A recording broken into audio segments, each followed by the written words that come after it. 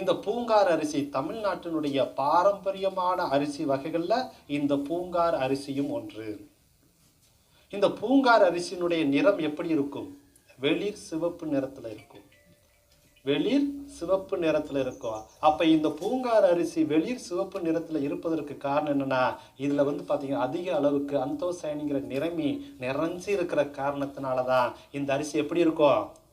வெளிர் சிவப்பு நிறத்துல தான் இருக்கும். சாதம் செஞ்சா ரத்த கலர்ல இருக்கும். மட்ட அரிசி மாதிரியே கொஞ்சம் சிகப்பு தன்மையாவே இருக்கும், பார்த்து பயந்துடக்கூடாது.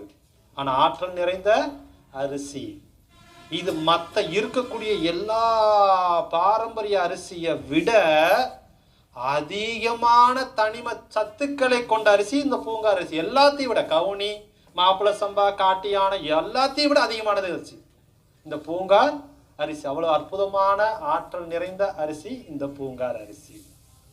இதுவும் பிரசவ காலத்துல பெண்களுக்கு ஏற்படக்கூடிய அந்த ரத்த சோகையை அப்படியே ரத்த சோகை ஏற்படாம உடம்புல ஹீமோகுளோபினுடைய அளவை அப்படியே 12.5 மெயின்டைன் பண்ணிக்கிட்டே இருக்கக்கூடிய அற்புதமான அரிசி இந்த பூங்கார் அரிசி தான்.